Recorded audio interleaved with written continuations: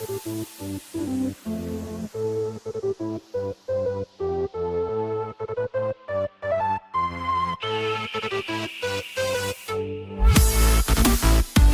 Aussie gamers, and to everyone that loves video games and things alike, this is the Aussie Gamers Express video game podcast. Born and bred within the land of opportunity and slow, overpriced internet. For news, reviews, and video game related fun, keep listening along with your hosts, Lucas and Red.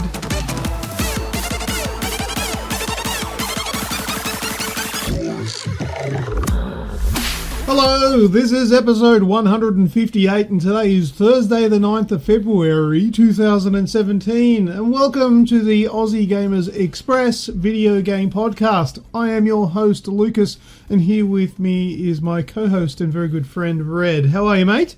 Bam! Ooh, good answer. Before we start though, here is this week's show in preview. First up, we'll have video game discussion, then video game news. And in this week's news, Project Cars 2, PlayStation 4 Boost Mode, Castlevania and Chill.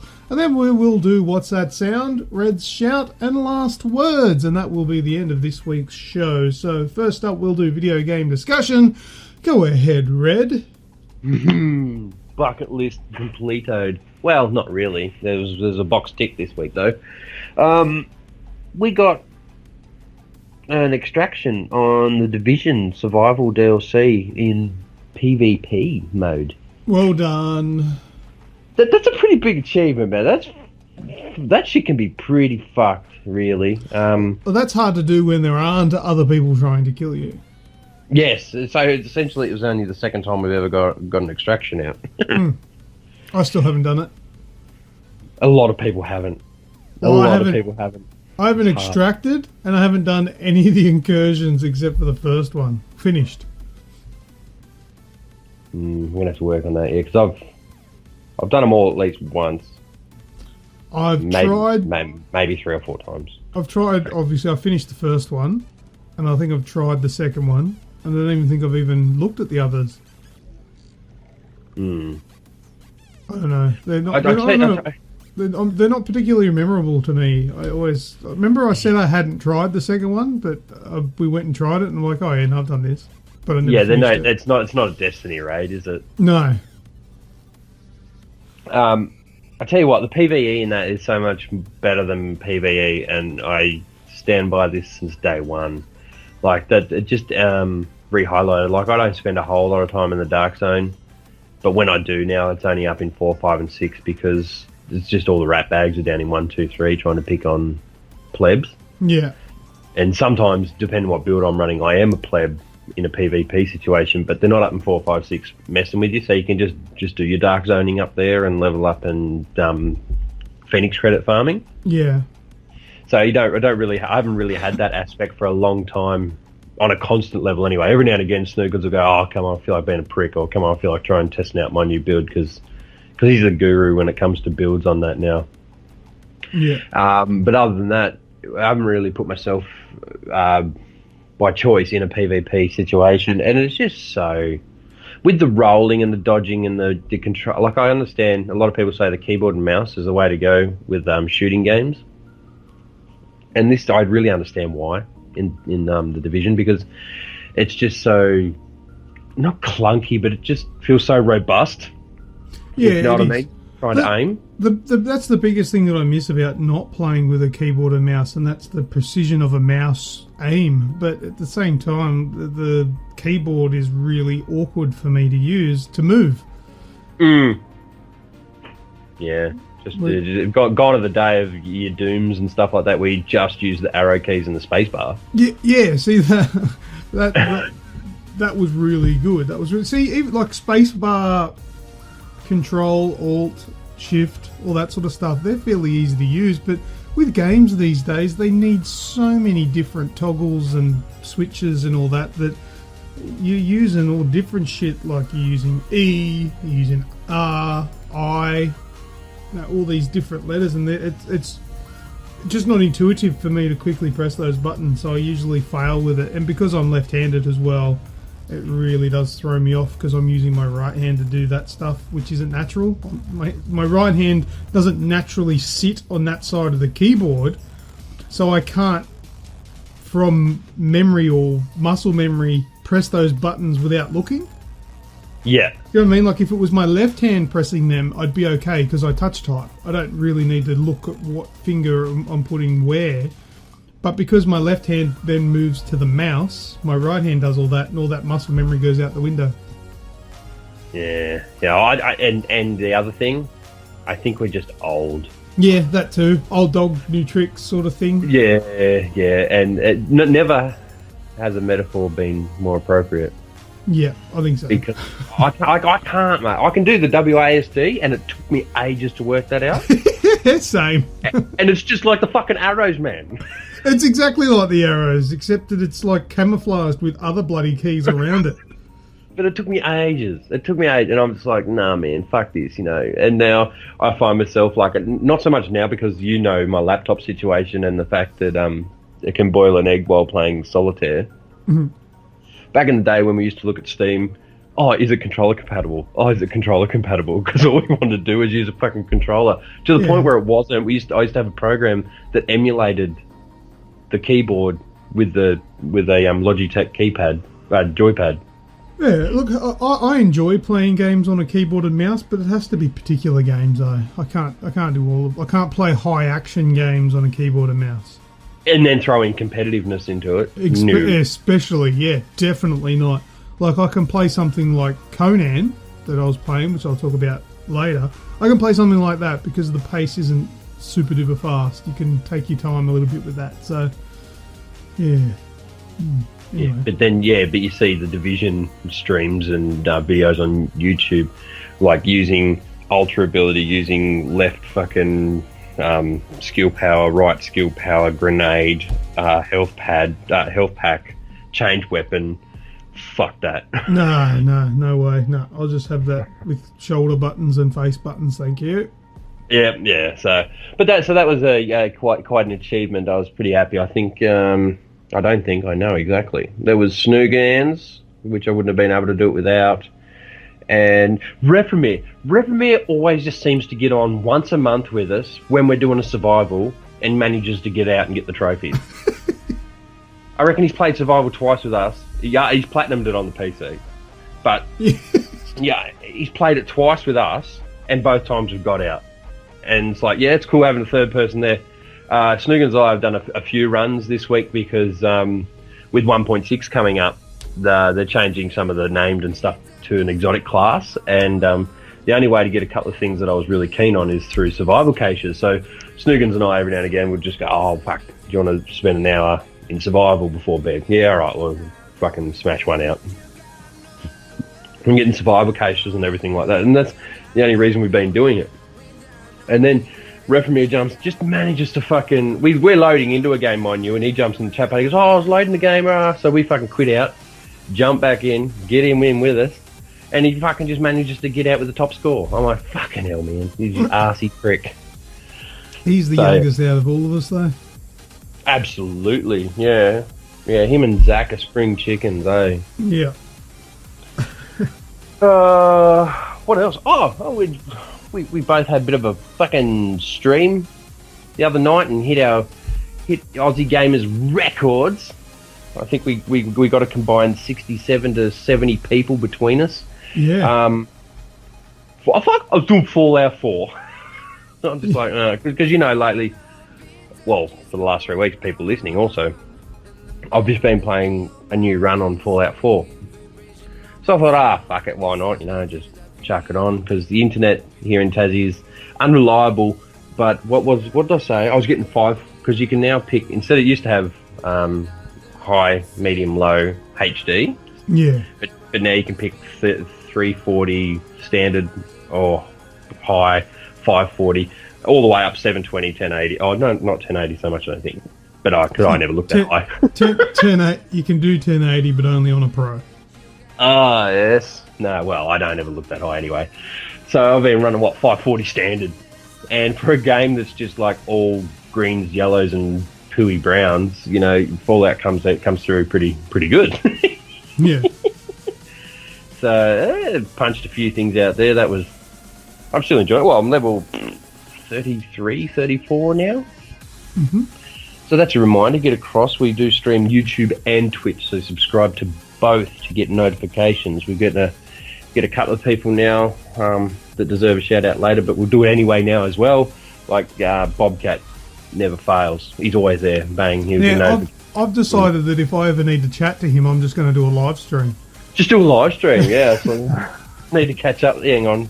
Click notification. Oh! What was that Bobcat said the other day? Hang on a second, I'll just go live. Bobcat has joined your stream. Hey, Bobcat, man, just wanted to quickly ask you something. Classic. So, yeah, he's climbing that ladder of loyalty. I'll give you that much. Oh, absolutely. He's in.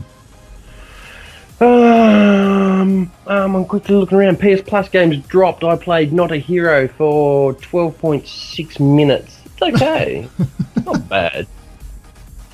What is it? It's not a world beater. Fucking one of those get 3 stars sort of pixel 2D shooters that try to be overly violent, like Hotline Miami, but just aren't. Okay, yep. And there's a lot of tongue-in-cheek. I think it's... Oh, no, I think I know. I'm not sure if you've seen the trailer back in the day when it was first coming out. There's like a devil bunny thing that they want to make mayor and then leader of the world. Okay.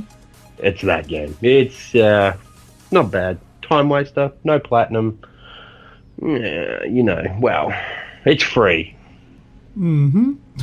So I had to go there yesterday just while I was trying to kill a little time.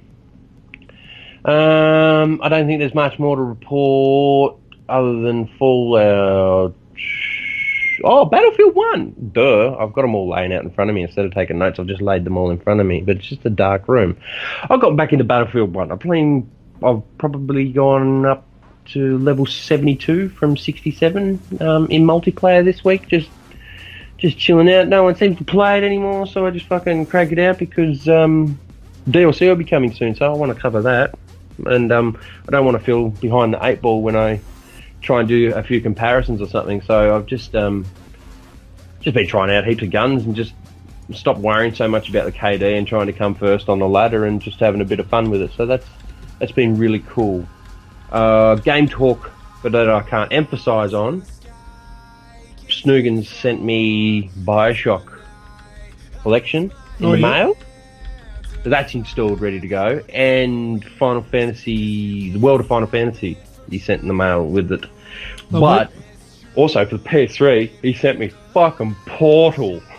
I've never played Portal, so now I've got no excuse. The Portal was the orange box, I believe, so it's Portal, Team Fortress 2, and Half-Life. Half-Life, yeah. 2. Is it 2? I don't know. Yeah, something like that. No, I don't think so. I think probably wouldn't have fit on one disc, yeah. Yeah, I don't know. But look, I reckon Portal and Portal 2 are two of the best games that I don't think you'll ever play. Yeah, well, that's the thing, you see. Look, everyone, you're a big catalyst for it, but everyone says how good Portal is. So there's obviously no halfways. It's not, I started Portal and then couldn't be bothered with it. It's either you played it, loved it, finished it, or it's never just come across your desk before. So yeah. But the thing is, it depends on... I don't actually think it's up your alley. I don't think you'll like it as much as I do. Mm-hmm. Portal is full of... well, Portal 2 is obviously a little bit better, but Portal 1 is still good, a little bit shorter. But Portal was full of, real intellectually humorous wit. Mm-hmm. In the first one, the main wit and humour comes from GLaDOS, which is your enemy, your baddie, and she's funny. She's a funny character, and then on top of that awesome character that brings the awesome story to life, you've got really mind-bending puzzles that are in there with the physics-based portals, where if you need to jump to a certain height, what you'll do is that you'll shoot, like you might have a drop in front of you, so you shoot a portal on the ground and then shoot a portal on the roof on the other side of the other portal on the other side of the gap. So you jump down into the hole, into the portal, and you'll pop out the other side. But then there are ones where you actually need to shoot the portal while you're in midair, going through the portal to change your trajectory, so you'll end up getting slingshotted across further. Oh wow! I can't imagine you like. I think I know you well enough to say I don't think you'll enjoy that, but I don't know. Maybe you will. I don't know. Well, I'm not big on the puzzle games. That's why I don't think that you'll like it as much. But the story, the tongue-in-cheek, the sort of irreverence to the wit in the game is second to none. I've not played a game that was better. I don't know. I have that option. Yes, it's there. I don't know. Yeah, look, we covered Resident Evil last week, did we not? Did I play it? Yeah. Like there's a couple of subtle puzzles in that, like with lamp and reflections and stuff. I don't think we did, because I remember we were going to play like a sound bite. We were talking about we had to have sound of yours. We needed you to record the audio, which we can still do. There's a video on the page if you want a little bit of your audio. That's what I mean. I'll rip the audio off that and put it in the podcast. Do you want it now or after you talk about it? Oh, whatever you want, man. If you got the time, go for it. But I know you've got a busy schedule. No. I mean, where do you want it placed in the podcast? Oh, just whack it there. Like now? Yeah, right now. All right. All right, let's have a listen before Red tells us about his experiences in Resident Evil 7. Let's have a listen to his reactions now. Hey, you just got to walk into it. Of course you do. Open it. It. Oh, yeah, of course. Let's play the piano and see if it opens up the Bat Cave. Oh! You first. Off, mate. A shot of me coming down the ladder. Oh, listen to this guy. You first. Oh, really? You son of a bitch. I'm well tense in the chest right about now. What do you see? What is it? No, didn't play the demo, and we're about to swing round. There's... Oh, Blair Witch shit!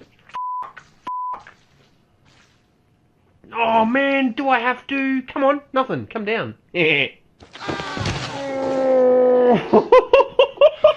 Oh, that's wicked, actually. Oh, sweet Jesus, mother of mercy. How can you expect me to go down there after what you've just showed me? Ah! You. Yeah, should have seen that coming. Well, there's no retreat. Ah! We need to go. Who's the daddy? We need to go now. Oh no, you're gonna walk me down that top, you. Just go, just go. So it's just giving me 2 pieces of life. I'm about to end up in a. Oh no. Oh wow, no. Oh yeah. All right, there you go, Red. Now that you've had everyone's heard your crying, screaming, swearing. Tell us about it. All right, so I streamed that also. I'm getting right into this streaming biz, and so what? I'd done the initial level, and then I'd done the first boss battle, if you will. Yeah. And I worked out a few puzzles to get into the main foyer area, and then that was about 2 hours in. We're about 2 hours 10 minutes, and I literally was tight chest. I've had enough. So yeah. I put it down. But yeah, look, the fact you had a gun, like spoiler alert, but you got a gun. It's Resident Evil, for fuck's sake. Made it a little bit more bearable than, say, what's that other one? Outlast. Outlast, yeah. That kind of brought a few games in, like Daylight and stuff like that. But Outlast it didn't define the genre, but it really gave it an injection in the arm, if you know what I mean. Yeah. Gave it a real adrenaline boost, and people started jumping on it, and it was a big, YouTube sensation for people to scare the shit out of each other and get reaction videos. So that was really, it was genre defining, but it wasn't the start of it. And then you got aliens and everything like that. So you felt so defenseless. And like I was talking to a bloke only yesterday down at my local EB, the manager there, and he said he preferred Outlast because he could run and hide, because he's admitting he's a little bitch. He goes, I'd do that in real life. I said, no way. I said, it's less scary because you had a knife and a gun and stuff like that. You could actually defend yourself. You didn't feel powerless. Yeah. But it's still that not knowing and the brilliant design with that genre in mind to build up the tense moments. Mm-hmm. But then it goes, and you feel, and then all of a sudden it'll go bang, and you get a bit of a fucking jump, and then you'll go, oh, that was a little bit of an anticlimax considering it built me up to 15 minutes. But then you'll go, whoa, and then it'll fucking hit you with round 2 real hard, then round 3, 4, 5, 6 of the one moment, and you just go, fuck, and that was really cool. There were some parts there where they probably went for a little bit of shock factor, like bleeding from eyeballs and stuff like that, but I'll sit back and go, that was wicked. Have you gone back to it? No. I streamed it, and last night a couple of boys jumped on there that jumped on our Twitch channel and watched it. Oh, Red, have you finished Resident Evil 7? Red, have you done another one? Red, have you done this? Red, have you done that? And I've gone, no, fuck yous. No, I haven't gone back to it. So I might do an hour to 2 hour stream a week, maybe. You're such a pansy. For a big bearded burly man scared of the games. I'm scared of dying. What if I promised you that you're not going to die as a direct result of playing Resident Evil 7, unless you've got a dodgy ticker? Well, I'm fat. I've got cholesterol issues. Weeksy's got a dodgy ticker and he played it. Yeah, I guess. Suck. What'd you say? He's a fuckwit. Fuck Weeksy. Oh! Alright, what else, man? Neo. You are the one.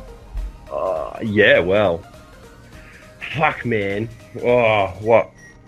I waited for Weeksy. Weeksy, got me an early birthday present yesterday. Your birthday's in October.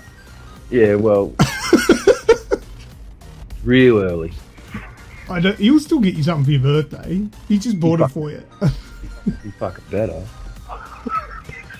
Nah, so I got Neo yesterday, and he pre-ordered it digitally because originally he was going, oh, I don't know whether you get digital or physical, depends how you're going with it, Red, and I might get it physical and then I can lend it to you and rah. But then with being late in the piece, PlayStation exclusive and promoted game, slightly produced but promoted, PlayStation promoted. I reckon they paid money to get the PlayStation symbol on there and the exclusivity rights. It made it a little cheaper on the store. Well, they published it. Kind of. Koei Tecmo did, and then PlayStation realised how good it was going to be and took over real late in the piece. Yeah. So you probably noticed yourself, like that, Horizon Zero Dawn, these first-party exclusive games, they're probably only about $80 on the store. Yeah. As opposed to the 99 and 110 that the normal game, well, you normally see AAAs for on there. So he snaffled that up for $113 with a season pass. Mind you, the season pass is $40 on its own, so he done it right.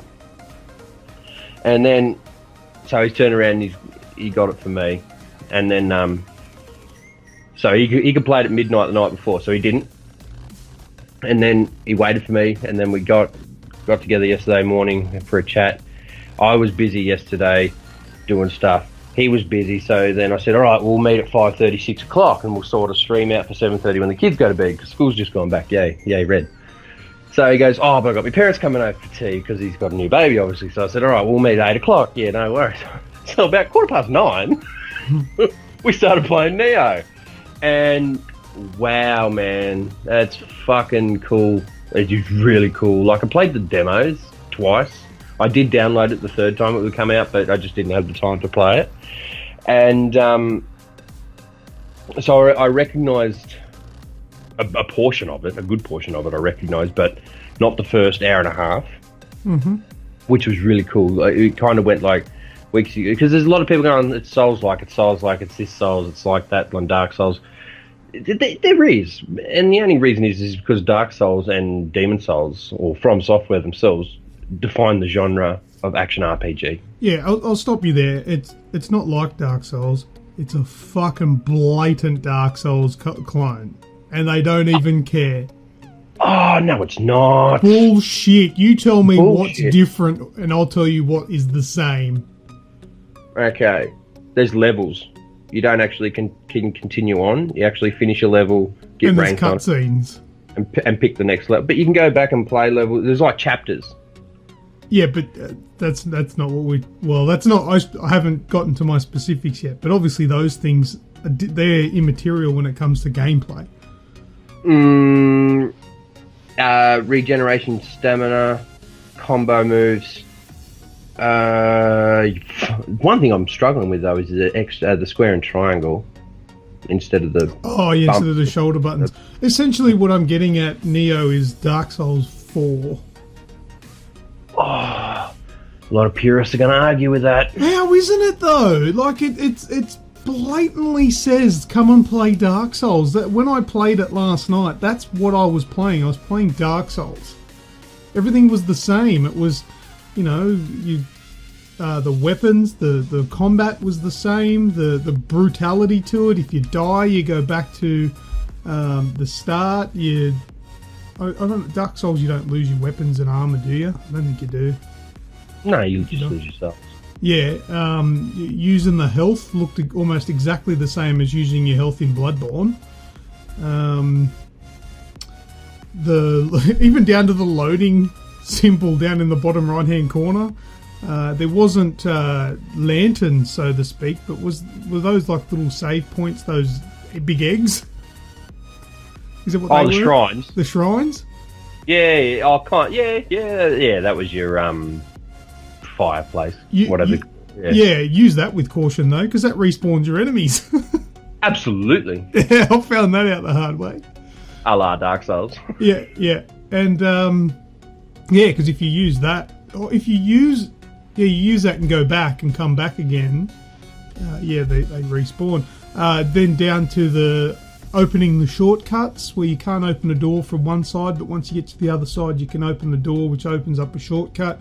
So then you're going straight through rather than having to go around and fighting all the enemies. So it makes it a bit quicker to get to certain areas. It's all Dark Souls, Bloodborne stuff, is it not? Yeah. Action RPG. It's Dark Souls, man. The movement, it's just better though. I think it's better than Dark Souls because it's easier. That's the trick. A lot of people said Bloodborne's better than Dark Souls too because it's easier. No, Red, that's not what I'm talking about. But thank you for insinuating that I'm a shit player.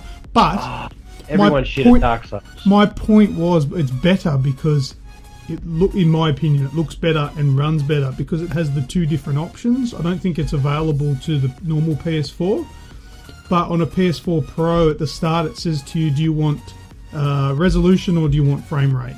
So I select frame rate, I get 60 frames a second. If you select resolution, you get 1080. So you get action mode. You did get that? Yeah, action mode and cinematic mode. Yeah. Okay, so that is on the normal one as well. I thought that was a pro thing. Nah, 60 frames a second with lower graphic fidelity, or you can have the cinematic mode, which is locked at 30 with higher fidelity, or you can have a mixture of both. Yeah, the variable one. But yeah, so I preferred the 60 frames, which I like that, because Souls are 30 frame games, but so it runs a lot faster and smoother. I also like the, what do you call it, the samurai aspect to it. Oh yeah, I like that a lot. There's a little bit of historical truth behind it too. Yeah, no doubt. But he's a real dude, that William fella. Oh, he's a real guy. Yeah. That went from England to Japan. Yeah. There's a historical fact behind the protagonist. But other than that, there's no obviously there was no demons back in the day. But will I play it? No. Oh fuck, I will. Yeah, well, I know you will, but no, I won't. I don't like it that much. But look, I'm sort of headstrong enough not to say I'm not playing it because I think it's shit. Definitely not. I think it's fantastic. But I don't typically like those kinds of games very much. It's too involved. Changing your gear all the time. Yeah, you can change your stance as well. I noticed that. But I don't like those kinds of games anymore. There's lots to digest really quickly. But once you pick like your favourites, you can work it out as you go along, and then if you struggle with an area, you go. It might be a simple fact going from high stance to low stance here a bit quicker. I like that too. On the fly problem solving, with great. It's a risk rewards system, so that same as Souls. Like you die, you're fucked. You got to get all the way back in order to maintain your progress via currency. Do you lose your currency? I didn't play it enough to work out what was going on there. You know, you got souls and blood echoes and shit. What are you getting this? Well, this is cool, and it's got 3 different currencies in this one. So it's got Amrita, or Amrita, if you would say it like with the Japanese accent, which is like your souls, which is what you use to level up. Mm-hmm. And then you've got gold, so money, which you don't drop, but that's used to buy upgrades and stuff like that, and to purchase things. And then you've got not only do you need to buy upgrades with golds, but you need resources in order to upgrade certain things. So that's another currency there. But when you die, you only drop your souls, your Amarita. Right. So you're leveling up ability. So yeah, I hit level 11. I done a typical rage quit last night because I knew I had to get up for the kids this morning and be bright-eyed, bushy-tailed for our podcast recording. So I hit a point. There was a shrine right next to me. You know, I could have prayed at the shrine and dropped off the little green goober dude because there's collectibles as well. Go figure. And you got to take them back, do you?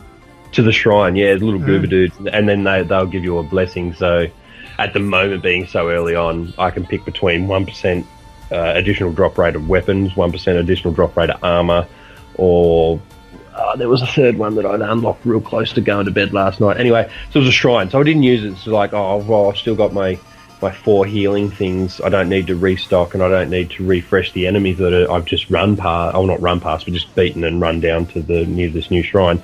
So I didn't use it. And then I come up against a Oni, so it's a big demon type one with daggers and backflippies and bullshit, and he fucking killed me right next to the shrine and kind of laughed at me, and I've kind of just gone, well, fuck you, and yeah, rage quit. So I'll pick that up again probably after the podcast and beat him and then laugh at him. But yeah, I loved it. I fucking can't speak highly enough. And everywhere it's got 9s, I'm like, wow, really? 9.7. A couple of people have given it a 10 out of 10. I'm going, fuck, this game must be great. Yeah. But I don't. It's a bandwagon thing, you know. Like earlier on, you took offence saying, I'm bad at these games, and you called me shit. I didn't call you shit.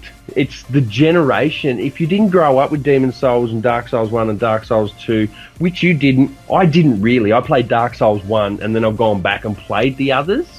Weeksy's gone through and he's grown up with them. Jason's grown up and gone through with them, so they fucking know everything about them.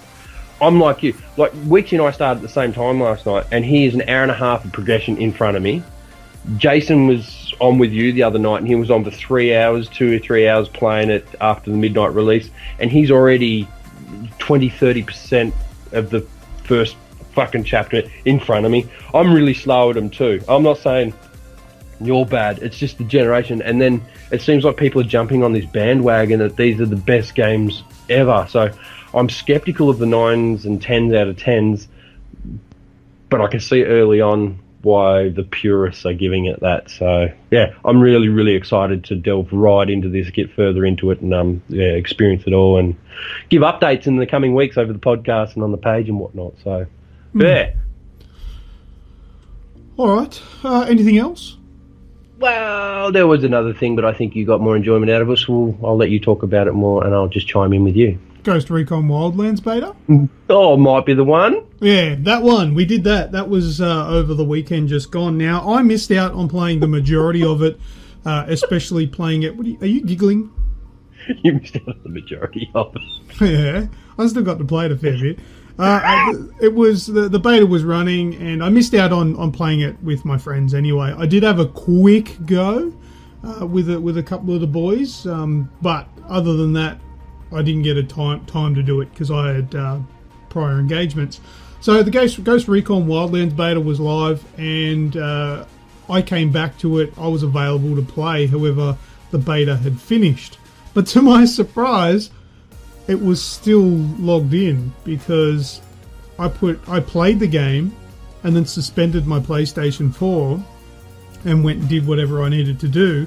And then like 3-4 days later, I came back, turned on my PlayStation, pressed Ghost Recon Wildlands beta to see if it was still running, and it launched straight into the game. So I was still in there. It didn't have to load up. It was still suspended, right?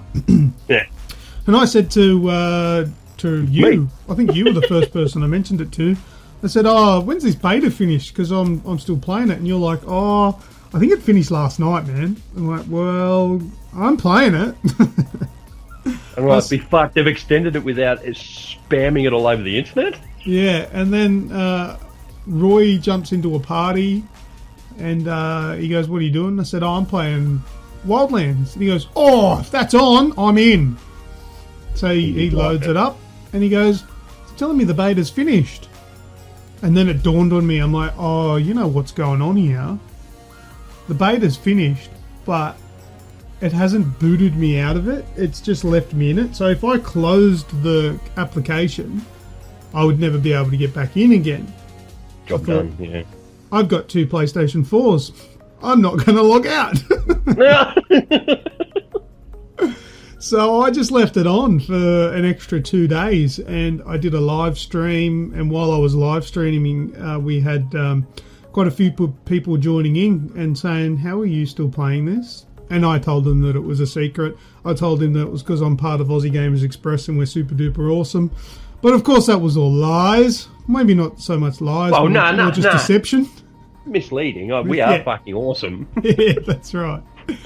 So, and a couple of people were saying, "Oh, you know, you can glitch out of the beta map." And then one of the guys explained to me how to do that. So I glitched out and explored the unfinished portions of the rest of the map, which was a lot of fun. It is ridiculous how fun it is to see games in an unfinished state like that.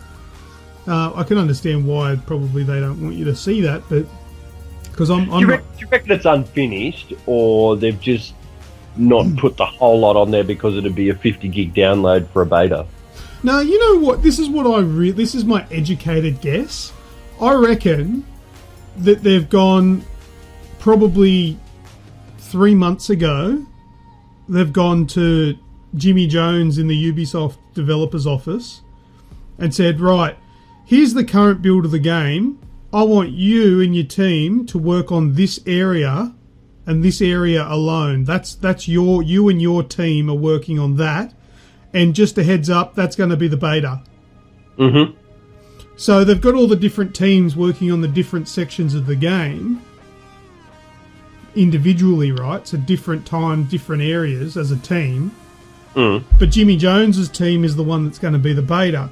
So they're working on the beta area, keeping in mind this is going to be for the beta, but the rest of the map doesn't get worked on because, or their version of it anyway, because the rest of the office is working on that in separate locations. Builds, yeah. Separate builds, yeah.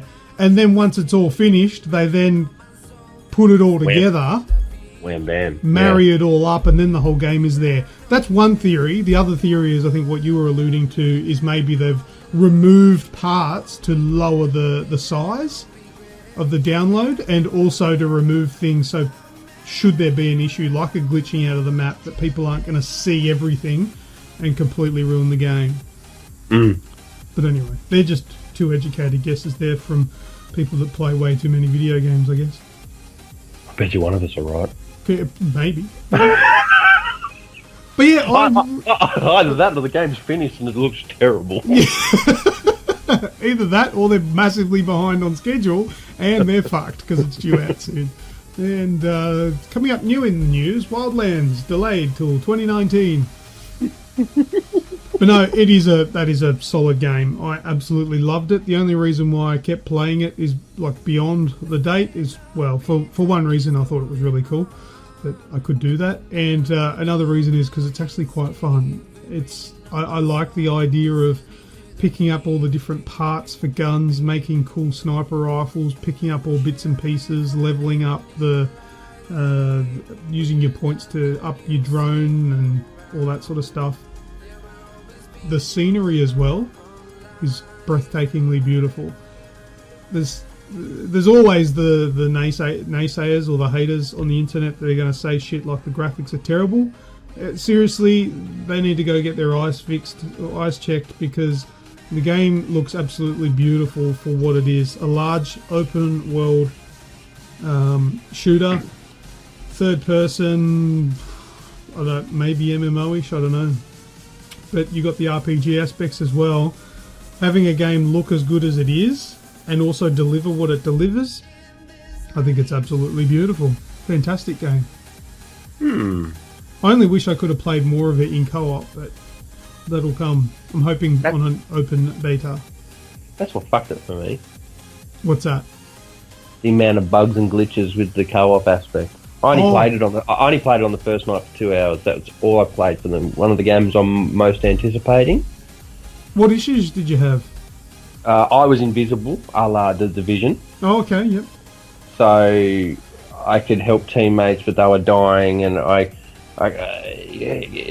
was invincible because I wasn't being shot at, and I could just revive everyone. You know the cops thing, like the GTA stars, the purple one? Yeah, yep. We had 4 on us. We just decided to blow shit up just to see what we could get and what would blow up and what wouldn't. Yeah. And I was invisible. All of a sudden, I couldn't be seen. So Jason was going down at the breath of a fart, so I'd get him up.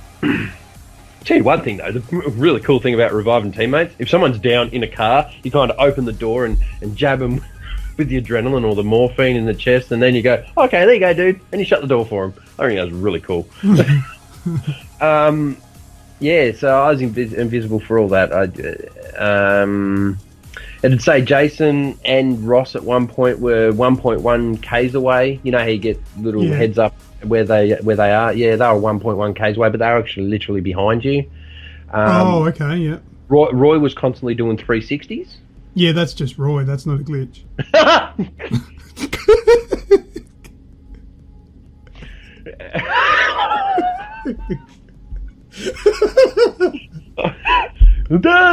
There's got to be a window around here that needs licking.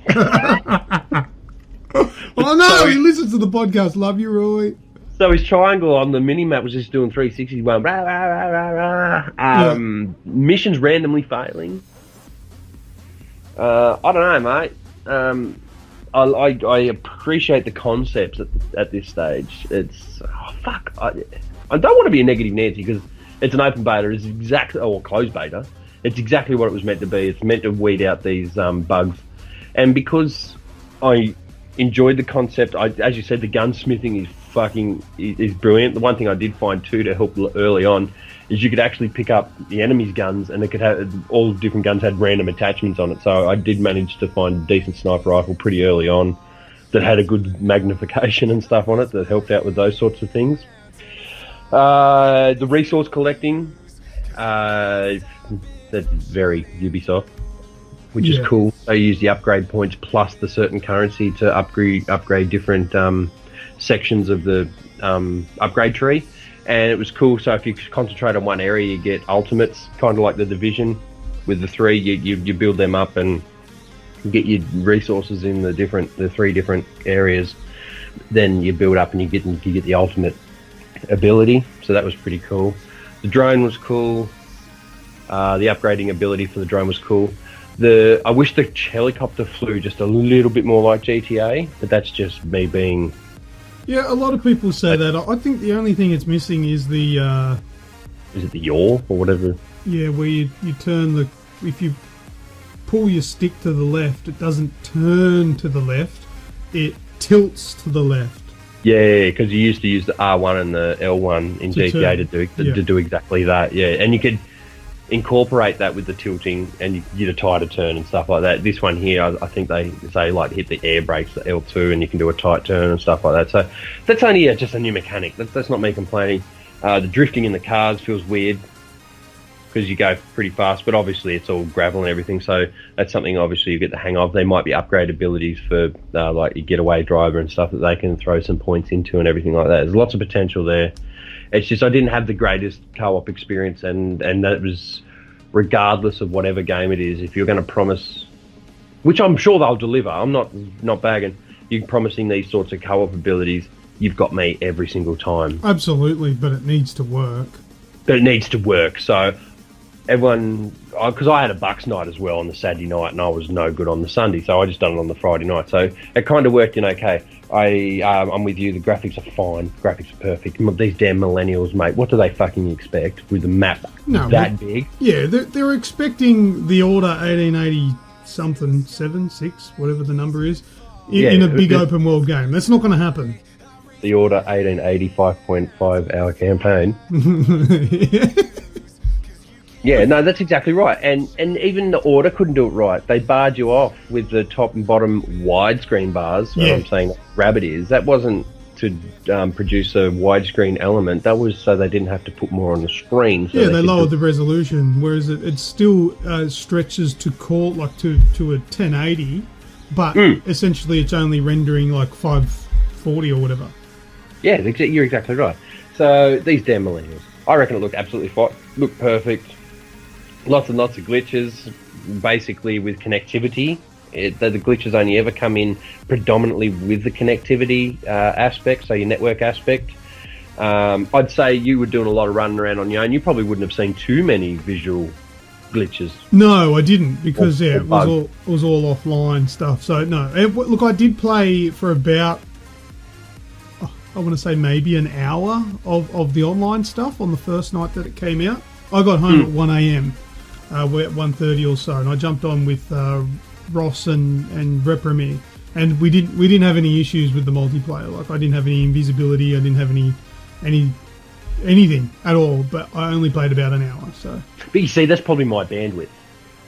There might have been maybe a choke in it somewhere. Well, just a hiccup. Maybe a combination of your internet plus bugs, because and it's not finished. Yeah, it doesn't happen on the Division with you. So obviously they ironed it out. But that's what I'm thinking. That if they're having the same issues as previous games, I'm pretty sure they're going to know how to fix it fairly easy. So I'm pretty confident about the final product. Final build, yeah. And one thing I've watched, I heard a comment on a video I was watching about impressions from a guy. I watch him a fair bit to do with Division videos. He's Australian also.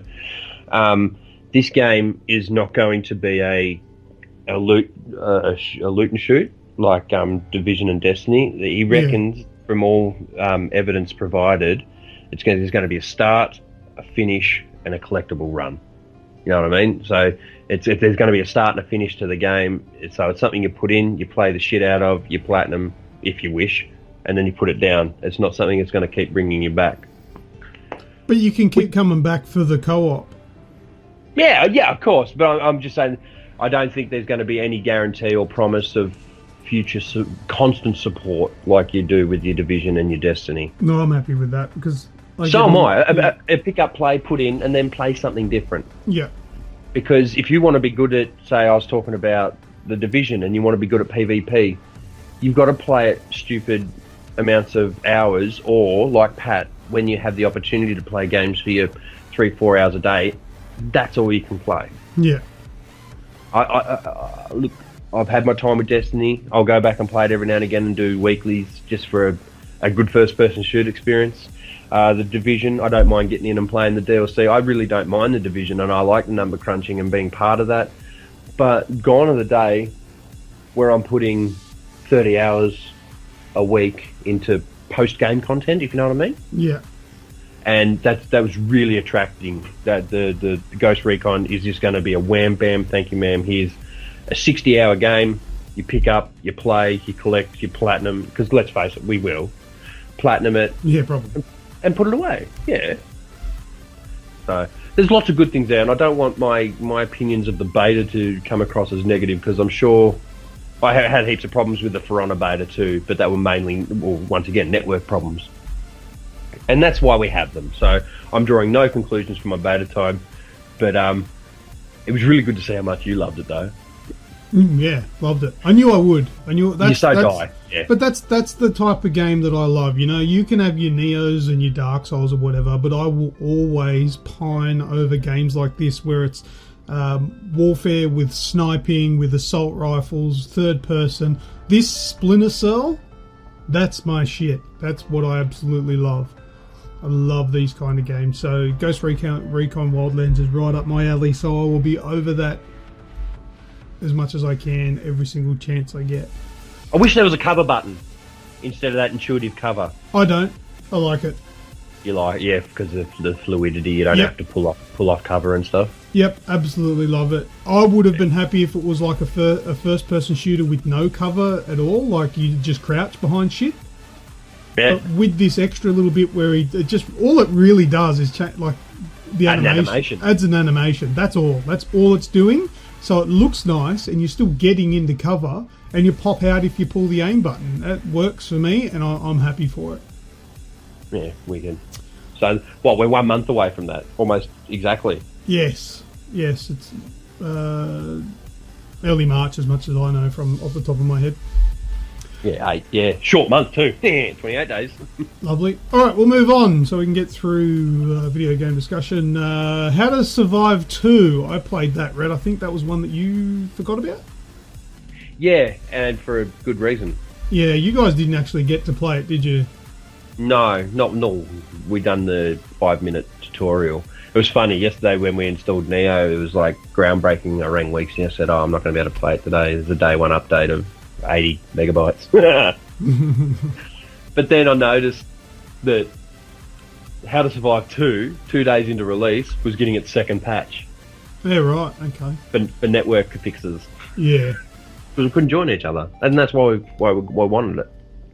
But look, that's what those games are really good for. They're not really that great on your own. But I played it with local co-op with Roy Boy. Came round to my place yesterday and we played it on PC. Ah, yes. So we had no network issues being local. However, the game's garbage in comparison to the first one. I've heard this. It's shit. It feels like it's tiny. You feel stuck in little tiny maps every time you go to do something. Oh, because of the mission-based structure. Yeah, and it doesn't have any structure. It's just like weird. I couldn't even work out how to bloody level up. Like I could spend my skill points, but I was staying at level 1, and I couldn't create a lockpick until level 3, but it didn't.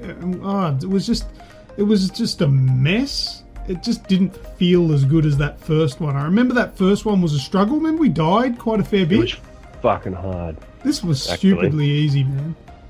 Yeah, I know. You can bump up the difficulty for each like individual mission. You can bump it up for extra XP and all that sort of stuff. But I just thought, look, we'll run it on normal at the moment because we don't really know what we're doing. But there was absolutely no challenge to anything, and the little areas it gave us to run around in were tiny. Yeah. So yeah, I don't have a really good opinion of that game. I don't think I like it. Yeah. Well, I'll have a better view next week. Yeah, have another go at it and tell us what you think. But that's about as much as I got from it. I much more enjoyed the first one when you and I played it together. That was actually pretty good. All right, anyway, move on. Roy, I offered for Roy, because Roy was at my place yesterday, we were playing games together. I said, hey, just sort of like cheeky, tongue-in-cheek sort of thing, you want to play genital jousting? And he looked at me like, no. You know, what do you take me for? Like, you invite me around to my house to play, around to your house to play these gay homosexual games and stuff? And I'm like, oh, yeah, no, I was only joking. I walked away. I think I went to the toilet, came back, he's booted it up. He's playing it. You know what, I would have taken the opportunity, and you should have said, you will play it. Anyway, I will not. But I left the room for a minute, come back, and there he is playing genital jousting. He's fucking booted it up and started a game with himself, and he's fucking sticking doodles in bumholes. Yeah, that's normally how he plays. So I thought, fuck yeah. By himself with doodles and bums. Yeah. So I jumped in, grabbed a controller, and started fucking him up. Literally. Yeah, we played genital jousting, and he goes, "You'll play too much of this." I go, "What do you mean?" He goes, "You've nearly fucking unlocked everything in the entire game." Yeah. And he goes, "Well, there's only 2 more things to unlock. We may as well unlock them." I think he liked it. So we played genital jousting. Alright, moving on. I played a game which I'm reviewing at the moment called 8 Days. Oh, yes. Now, 8 Days, this isn't that game that was originally announced for the PlayStation 3 that was cancelled, of the same name. That was 8 Days, EIGHT. This is 8 Days with the number 8. That's the point of difference there. Now, 8 Days. Red, you said that Dark Souls is hard. Go fuck yourself. You go play 8 Days. Hard, is it? Fucking stupid hard. Oh! I chose to review it instead of giving it to one of the plebs. Oh! Yeah. My God. I played... Mighty number 9 hard or harder? Mighty number 9's a fucking walk in the park. Oh, no, I couldn't beat the second level.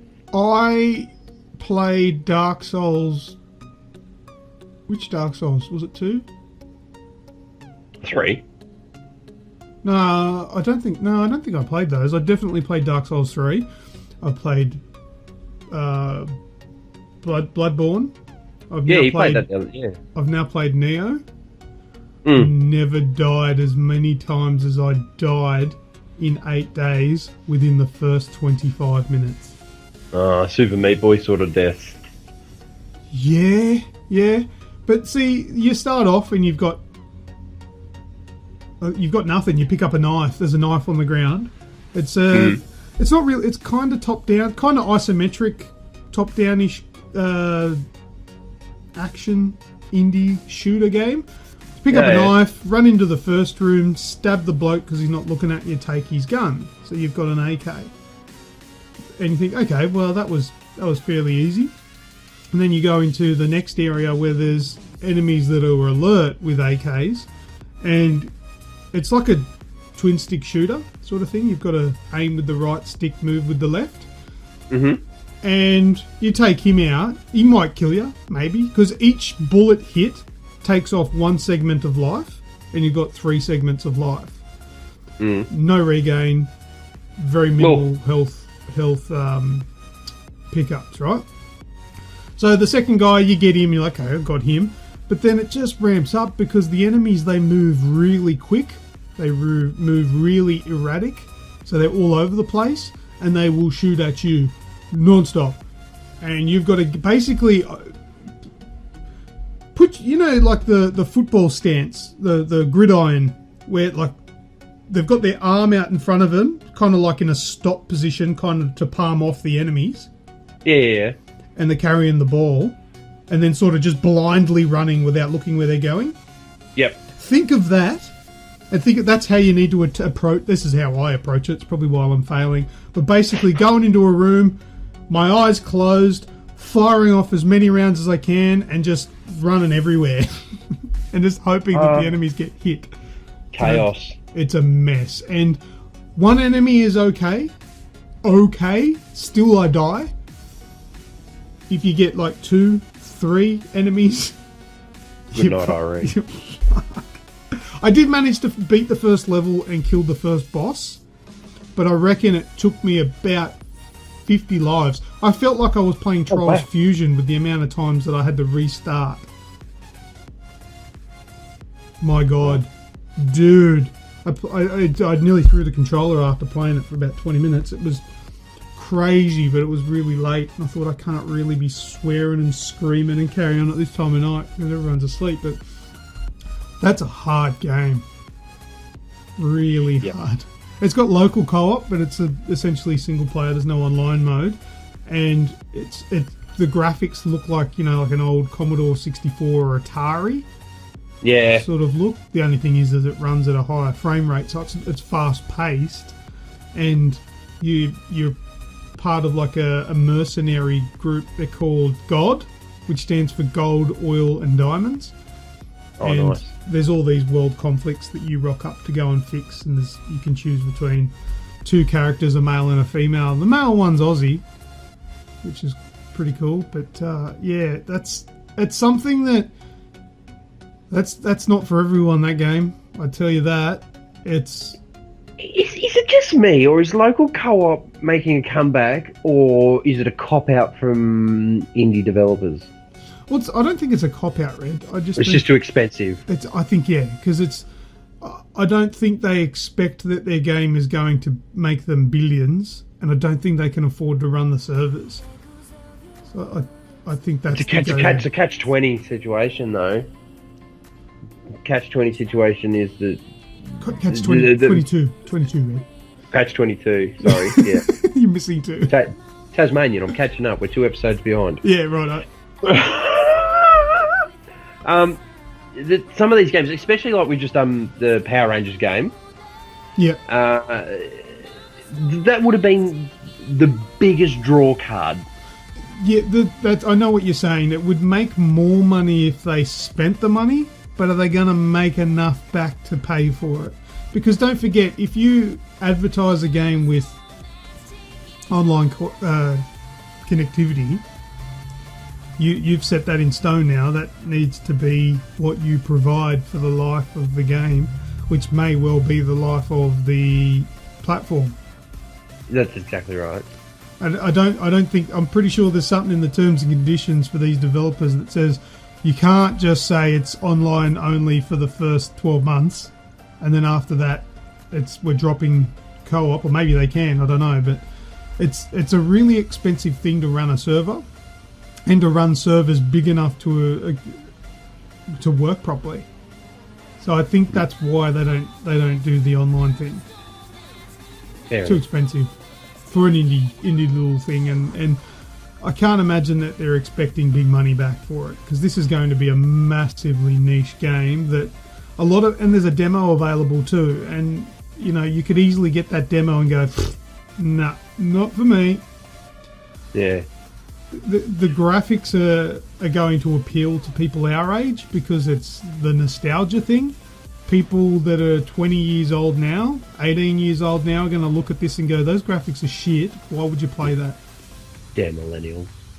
So there's definitely an audience for a game like this, and people that'll absolutely love the challenge, because like Dark Souls, Red, you've mentioned the sense of achievement, the reward after you beat that hard boss or section. This definitely has that, because I got that awesome sense of satisfaction when I finished the first boss, because that was pretty hard to do. Actually, it was probably harder to get to the boss, mind you, than actually killing the boss, because in the boss arena there was heaps of ammo and health, so it wasn't too bad. But was it checkpointed? It was checkpointed by screens. So yep.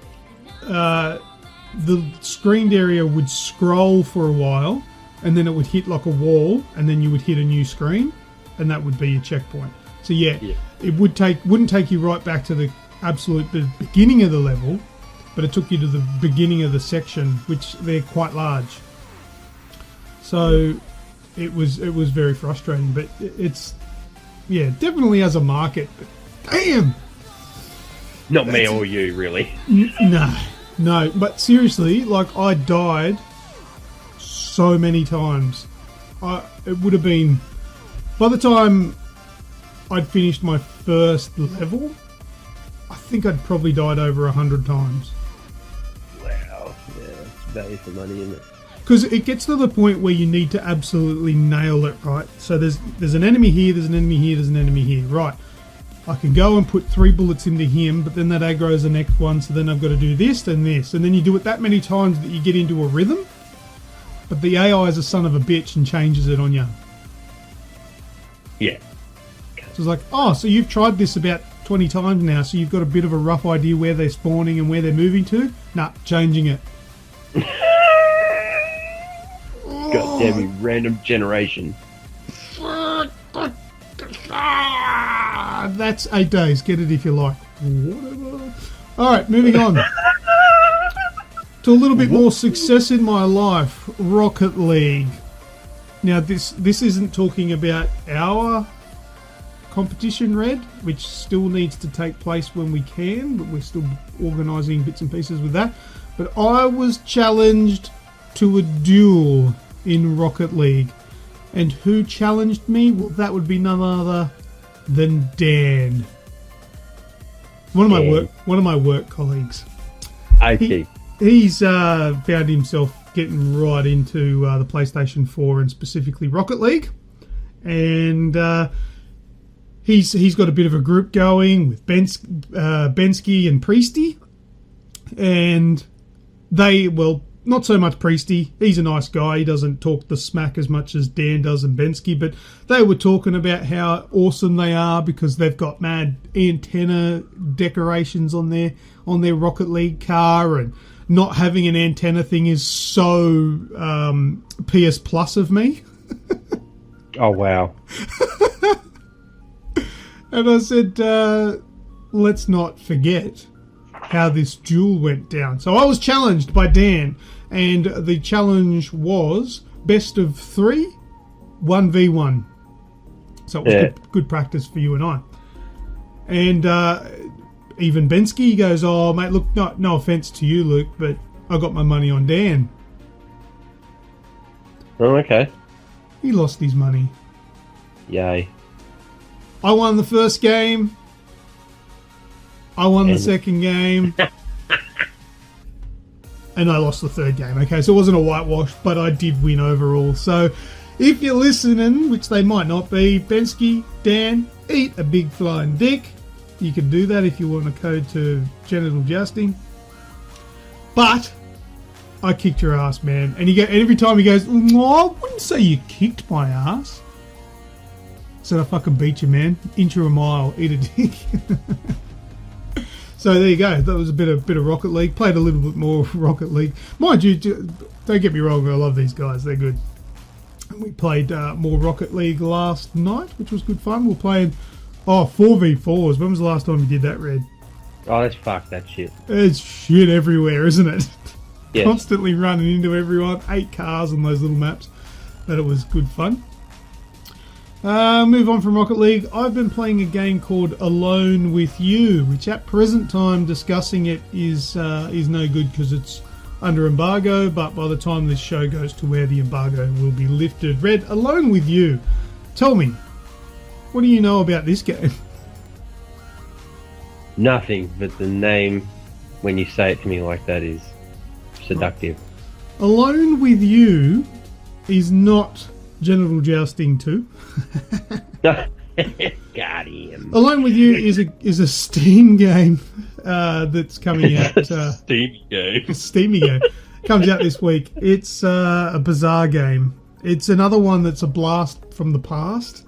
It looks like your old 486 era. Oh, wow. 8-bit. Yeah, 8-bit, but it's one of those like point-and-click adventure games, except you just walk around using the up, down, left, right keys, and you press spacebar and enter. I think are the only keys that you use, and it's like a story. It's a Text-based. Kind of text-based. Like it's graphical. You play it moving around with your blocky graphics, but most of it's just reading. Right, so you're reading the story, and I was really intrigued at first as to what the story was going to unfold. They advertised the game as a mystery romance. I did. Yes, I read the email.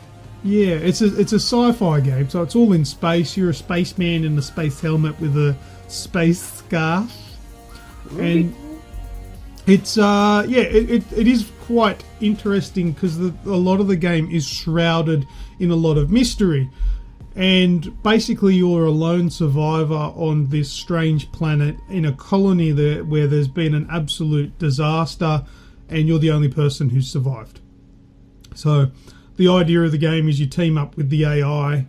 The AI gathers the memories and thoughts and memoirs of the past staff members and tries to use those, puts them into like a hologram thing. So you can talk to them and get the holograms to work for you to help you build a ship to escape. Because you're stuck on this planet. You need to fix the ship with the thrusters. You need to make sure communications are up and running. You need to make sure you've got a life source like food and water and all that sort of stuff for the trip and all that. You got to make sure you do all these things. And it sounds like the story sounds really cool. It's a bit grim. You go to these areas where the disaster has affected. You find dead bodies and you work out who they are, what they contributed. So then you can like take their notes and put that into the system so you can build extra bits to get you on your way on your journey. Yeah. Essentially, it goes on a day-night cycle, right? So during the day, you'll go out and you'll hunt for bits and pieces to help you escape. And then during the night time, you'll speak to the holograms for those bits and pieces that you found to try and get more information out of them and inspire them to help you to get off the planet. I like the spacing. Then it's rinse and repeat over and over and over and over and over and over and how many have I done now? And over and over. You just wished it was called 8 days. Oh, that's exactly right. If it was 8 days, I'd finished about fucking 9 days ago. So it's look, I mean, it's actually a good story, but see, the problem I have with reading novels is that they're very detailed and drawn out. My problem with novels is the words. The reading part. Yeah. See, I like it to be a real definitive intro, action, and ending, and I want it to finish there. But it's like a novel. The intro is just as long as the middle of the story, which is like 4,000 pages. This is what this is. It's a novel. It's detailed conversations between people.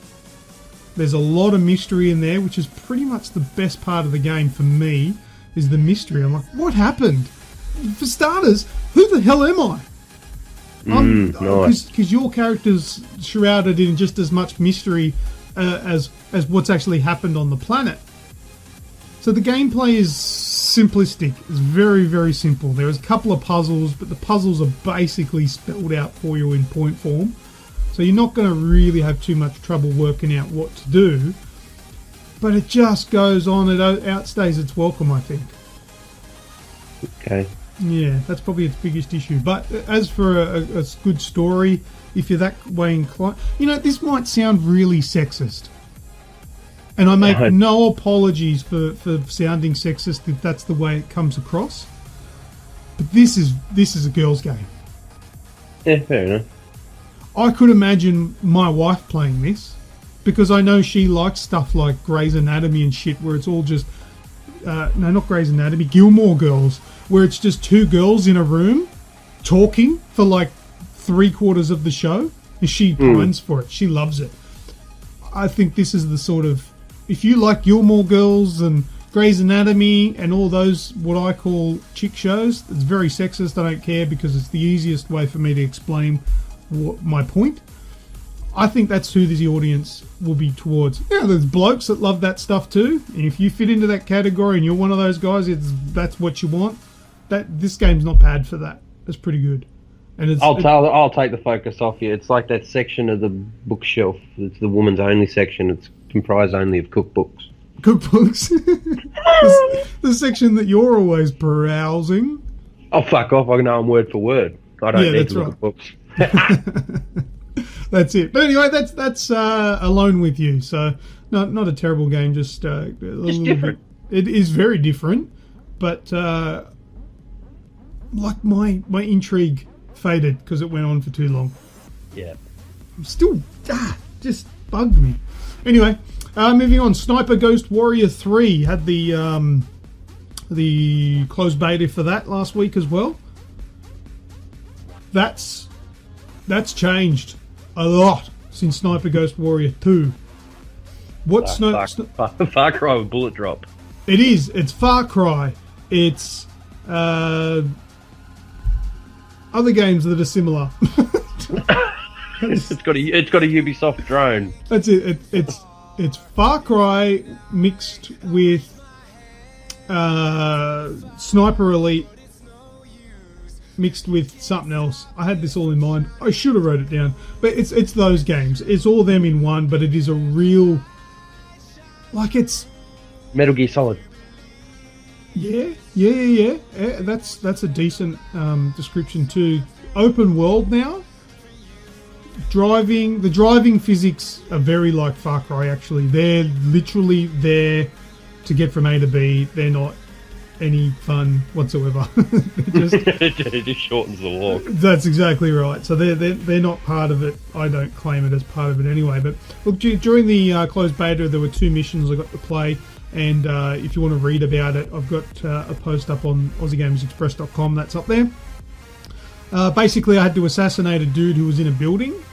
And the way I did it is I went into an adjacent building, climbed up from the insides, took a couple of the enemies out, up onto the roof, and sniped him through a window in the other building. Brilliant. Loved it. The graphics are fantastic. I'm playing it on PC. The graphics look absolutely amazing. The only thing is that there was a really strange rubber band-like issue to it, which is weird because it's not multiplayer. But okay. You would see the cars driving past and they were rubber banding. Just not optimized. And me walking, the walk speed would alternate like I was rubber banding as well, which is a bit strange. So obviously it's in beta stage at the moment, so it's going to have little issues. But the weapons were on point. They were really cool. You can customize them almost to whatever degree you want, changing scopes, underbarrels, grips, ammo types. It's got different ammos that you can purchase as well or craft. You can get your green tips, armor piercings, your incendiaries, your tracer rounds, all that sort of stuff. I haven't gone into it to the point. I hope you can actually... This is probably asking a bit too much, but I didn't get this far into it. It'd be good if you could alternate rounds in a magazine. I haven't seen a game do that before. I'd really like that. You know what I mean? Like putting a tracer round every 5 rounds. Yeah. So you don't go... you don't have to buy 50,000 tracer rounds, because a good tracer round is basically going to give the shooter an idea of where his fire's going at night. But you don't want every single round to be a tracer. Every fifth bullet or every 10th bullet, depends what rounds per minute you got. Yeah, that's right. If you don't know what a tracer round, it's basically a round that fires red hot, and you can see it fly through the air at night because it's glowing. So, but you can use all these different rounds and put them in there and that. And you go into like a centralized hub now, and you've got like a tablet PC that plugs into places, and you use that to hack terminals and to pick your missions. And it's actually really cool. It works really good. It's got a drone system in it as well, so you can fly your drone up. Probably the most realistic camera on a drone that I've seen in one of these games so far. It actually feels like it's affected by wind. It gets interference from satellite dishes, and the screen flicker looks actually genuine from a digital signal. It goes really good. Brilliant game. It's actually really hard though, so it really does pay to be all sniper and ghosty about it. But they do have the emphasis though. You can play this game in 3 different ways. You can play it as a sniper, you can play it as a ghost, or you can play it as a warrior. So basically, you've got Sniper Elite, you've got Splinter Cell, which is what I was trying to think of earlier, with the ghosty sort of part. You can sneak in, take them out from behind quietly, or you can go in Call of Duty style and just guns blazing. I've put together a montage video on the Aussie Games Express YouTube channel of me playing the beta, so go and check it out, and you'll see all the different styles of gameplay, and you'll also see the drone camera that I was talking about just then as well. So, good game. Is that going to be one player only? I believe so. Sounds fun. I think so. I'm not 100% on that. I've been busy in the last week with other prior engagements. I only got a short amount of time with that so far, but it's coming out 4th of April, and I think there's an open beta coming as well. There usually is anyway, but I'll keep an eye on that and get back to you. All right, I'm still going. This is making up. This basically, we've now gone for longer than last week's show without getting into news. Yep. Making up for the last one. We're making up for the short one. Next one, Conan Exiles. Oh, don't mess with the low wang. Yeah, that's doodles were everywhere. Jason and I, Reprimir and I, played that the other night and streamed. So if you want to see the stream, go and have a look on YouTube. And it starts off and you can pick your doodle length. Why you would shrink it all the way down to an absolute grub, I don't know. But you can if you like. I haven't checked to see if you can change the boob size on a woman, or if maybe you can change the... Tasmania. Yeah, maybe it's bush size. Maybe it might be... Gap. Might be gap. I'll have to have a look at it next time I play. I'll start a new character and pick a chick and see how it goes. It's basically Rust with Conan as the title. Not a bad thing. It's not a bad thing, no, but that's all it is. Jason was telling me, Reprimir was telling me that because he's played Rust and all that sort of stuff, Ark, a lot, he flew into it. He knew what he was doing. Because I said to him, I thought this was the first time you've played it. And he goes, yeah, it is, but it's the same as Rust. I know what I'm doing. And he started building buildings and stuff like that and crafting immediately. So if you're familiar with those types of games, this game's going to be pretty easy to you. Why you would play this one on top of those other ones, I don't know. I've not found that point of difference yet. It's the doodle. But you've got doodle in Rust too. But there's your point of difference. Oh yeah, your doodle in Rust was the length of your Steam achievement list, wasn't it? Something like that. Your level or Steam level or something like that. Yeah. But this one I'd you can just make it big. Just to what? And make a new. I'd be a female on Rust with my Steam achievement list. Oh, yeah, right. Inverted. Gotcha. Yep. But yeah, I don't know. We'll get back to it and play it over the next few weeks and see if anything sort of sticks out. I had major issues with the controls. After I plugged in the controller and after I disconnected it and reloaded the game, the controls became unresponsive and I couldn't move at times. And sometimes it would just want to walk backwards. Wow. I like early access though. It is early access, yeah. So it took controls away from me. Jason didn't have that problem at all. But it did my head in, and it almost broke the game for me because it happened to me a couple of times in combat, which got me killed. Where I literally just stood in front of the beast as it killed me. I reckon there's going to be more emphasis on that as opposed to Rust being Conan. A little bit more hand-to-hand sort of action. Yeah, and I think Rust... I haven't played Rust. Is Rust monsters? No. No, it's very much like post-apocalyptic humans. Okay. Because with Conan Exiles, there's like kind of crazy, weird animals that they look like an animal, but they're sort of morphed a little. Yeah, like Greek mythology sort of stuff. Like there's big, they look like a turtle, but they're huge and stand upright and can smash you with big fists and that.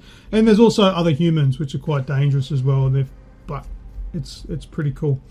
So yeah, that's Conan Exiles. There is gameplay footage of our stream on YouTube, so check it out if you want to. I played some Bloodborne. I got back into that, started a new game. My save game's gone for that. Off the cloud? Yeah, it's gone off the cloud. Oh, wow. There probably is a thumb drive floating around somewhere with my save game. Do you remember when I saved it to a USB and did the cheaty thing and did both endings? Oh, yeah. And that, yeah, I do actually. So that it might be on a thumb drive here somewhere, but I don't know. I've probably deleted it, not knowing what it was. But I played that a little bit again, and geez, it was strange getting back into a game that I've completely finished, right? Not platinum or anything, but finished the game. And then getting back into it and not even knowing how to use the health. I thought you were going to do a weaponless run there for a while. Oh, because I forgot to pick them up there. I know. I'm like, I don't remember it being this hard, but where do I get the weapons? That was a little humorous. It was funny. And then someone's like, on the stairs, go back to the stairs. I'm like, oh, okay. Because I thought that you got it from the doll. Yeah, yeah. And I couldn't talk to us. I thought, oh, maybe I have to come back later. But yeah, someone in the chat said, oh, the little things in the stairs. So I went and got them, picked them up. That was funny. But that's still good. I really do like that game. I like it much more than, Dark Souls and Neo. I don't know why.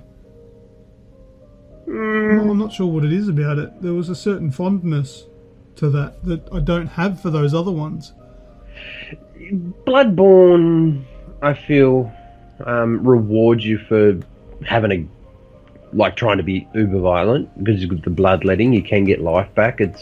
There's that element of more. Yeah, the more you put yourself out there, the more progress you'll make. But just talking gameplay on its own, I just like the gameplay in that, like the actual controls, whether it be the animations, the aesthetics of it. But I just like playing it better. Oh yeah. I don't know. It's the first one in the current generation of the genre. Yeah. They've really done a good job with it. Is what it is for that. But alright, getting closer to the end of my list. PlayStation 4 Update Beta 4.5.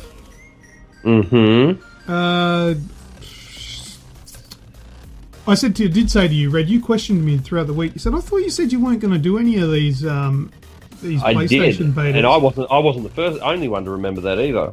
But the reason. Do you remember the reason I gave you when I said I wouldn't? Yes, I do. And what was it? Now I know. Yeah, because it was your primary console, and if they fuck something up, then you didn't want to be bothered not having your fully functioning console.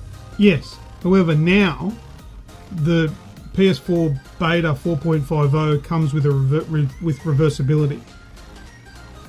Ah, does it? Yes, it says to you in the instructions that should you do have major issues, you can revert back to the previous released one. So I thought, oh, okay, there's not really any risk there, because with the Xbox, they tell you that the only way to return to the previous one is by absolutely wiping everything and starting from scratch, and that sucks balls. I'm not going to do that.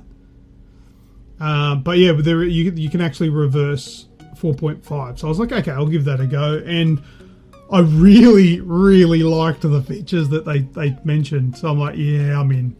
External hard drive support? Yes, please. I'm picking up a 2 terabyte today, so I'm going to have 3 terabytes total. Be careful, because it'll only take one hard drive. What do you mean? You can only use one hard drive as an external hard drive per console. So you can't have 3 2 terabytes. Oh, yeah. Okay, that's fair enough. That doesn't bother me.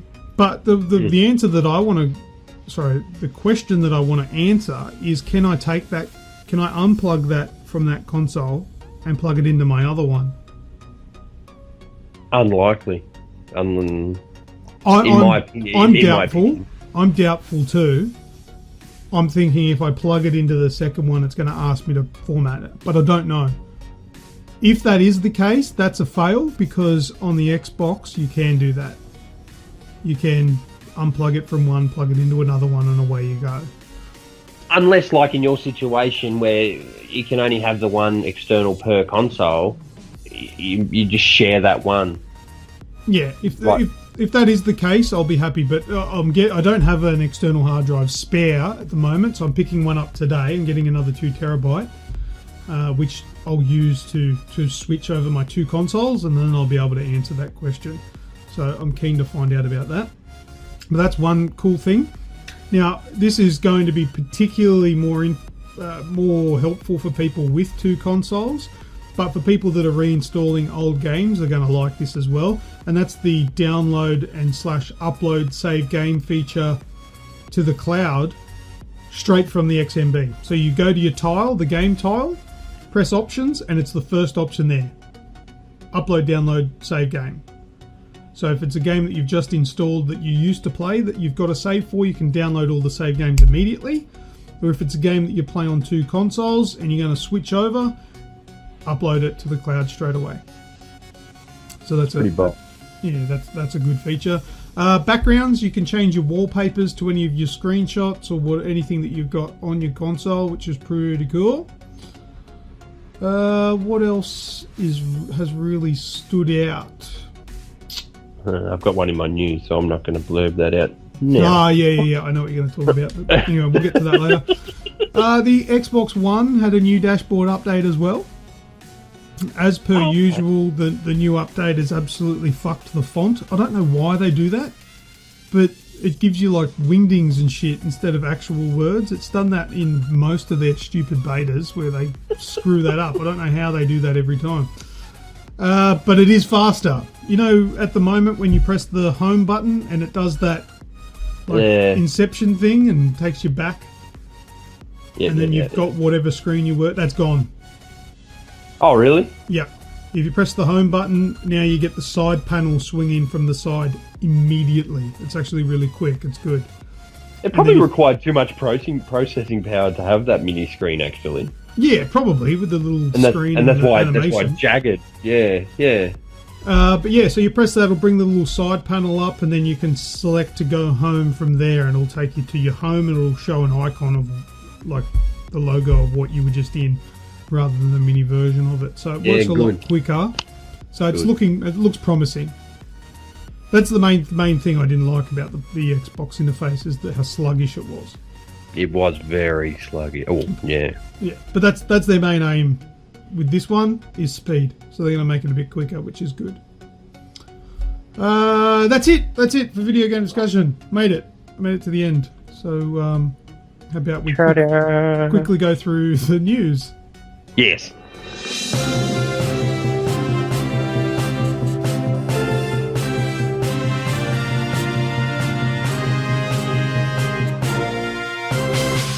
Go! Oh, no, me. Sorry. Yes. Rules. Hey, Red. What? Tell us about Project Cars 2, will you? Okay, it's a game. All right, on to our second piece of news. Yes. Project Cars. So, they've confirmed. We have a post on the page this morning that slightly contradicts all the research that I've done, but I have a estimated guess as to why it's different. Right, so first and foremost, coming to Xbox One, PS4, PC late in 2017, which will see a delay, and we won't see it until first quarter next year. But anyway, Bandai Namco and Slightly Mad Studios have announced that it will be available late in 2017. The first Project Cars titles was released to these platforms with moderate acclaim in 2015, as it was also slated to come to the PS3, Xbox 360 and the Wii U, but they were later cancelled. A few games happened back in that era when the previous consoles were in their dying process. So I'm not too hard on them for that. But the thing was, number one was crowdfunded via not that Kickstarter one. It was one set up by Slightly Mad Studios, and they raised $3.1 million to create number one. The game was out a couple of months, 2 months, and then they released another crowdfunding for Project Cars 2, and they wanted to raise $11 million, which had a lot of fans pissy because they were already starting to raise money off the bats of other people. Yeah. When their first game was still broken. Yeah. And that's devastating. That's bad, I think. Yeah. But they've come through. They've now hit the esports scene. There's no claim. Like, I've got a couple of bloody quite to read out in the moment, which I think are very newsworthy. But they never claim to be on a level with, say, your Forzas and your Gran Turismos, but the quality of their Sims related aspects of the game have kind of prompted them up to that level, if you know what I mean. They've kind of gone the bracket of arcade to sim. But anyway, so quickly on Project Cars 2, they're looking at expanding the Cars rosters from 74 to more than 170. Right, so my research here from two different sources says it will feature more than 60 tracks with dynamic real-time weather and seasonal effects. Just to stop there, and this is not saying it's wrong, our car enthusiast extraordinaire Roy Boy has been following this closely, so it's no surprise that he dropped the news on the Facebook page this morning. He was saying about the same release date, but he says 200 tracks. I think the 200 tracks that he's reported there on our Facebook page, because it's going to pop out to people that stay in touch with both our podcast and our Facebook page. Mm-hmm. I reckon the 60 tracks, if you do one of a daytime, one of a nighttime, and one in rain, they're counting that as 3 different tracks. Or, like Nuremberg Ring, you know, that big one in Germany? Nürburgring. Yeah, that can be cut down into 4 different tracks, if you know what I mean. You've got the full one, but then you've got like the Gran Turismo one, and then you've got the V8 one. You know what I mean? Yep. So there's probably going to be 60 full tracks with variations, giving you a list of 200 possible choices when picking where to go race in a quick race or a multiplayer race. You know what I mean? Yeah. Just when you, on another note with that post, is that a Project Cars image? Yeah, that's a new logo. What's that image? I don't understand it. Mission Impossible 12? Yeah, that's it.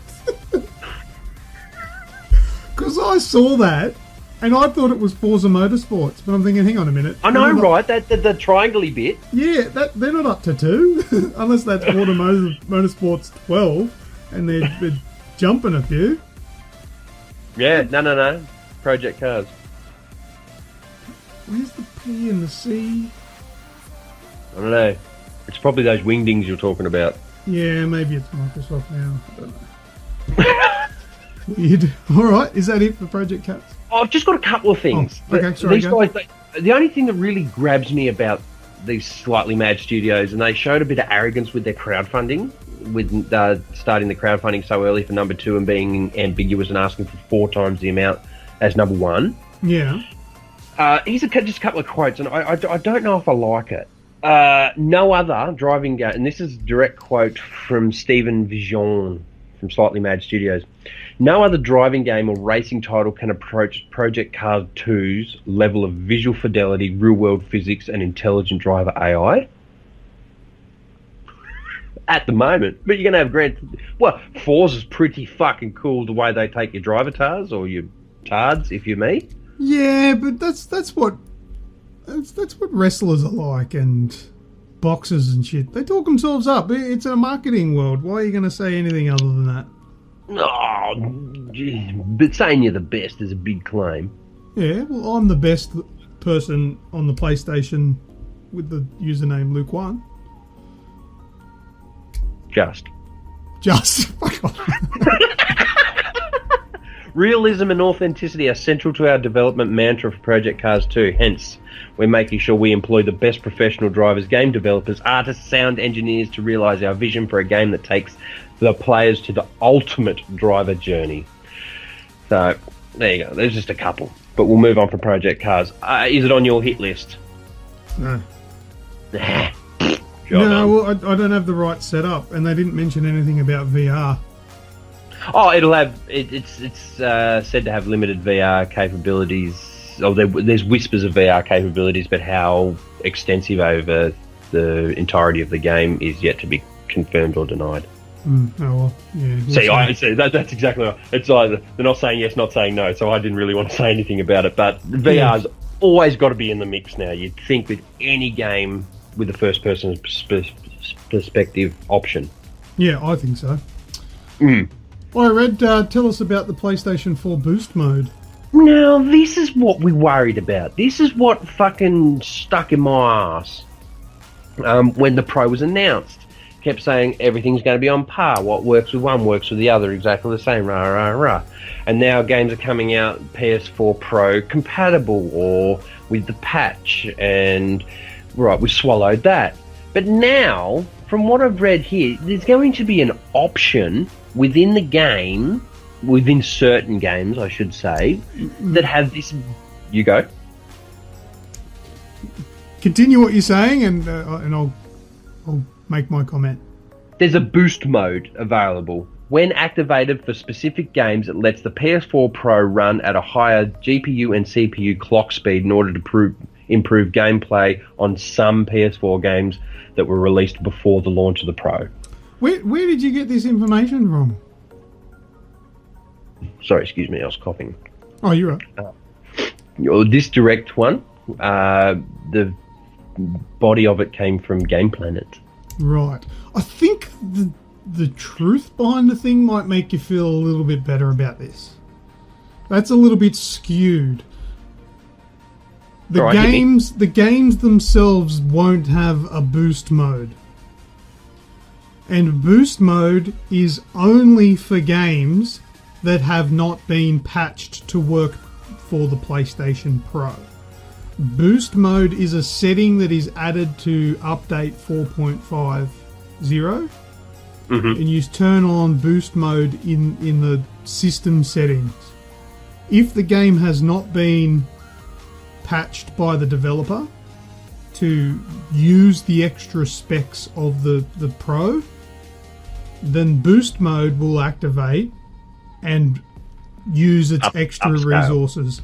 It might just make it run at 30. It's not going to make a 30 frame game run at 60 frames, but it'll make a 30 frame game probably have less frame skips.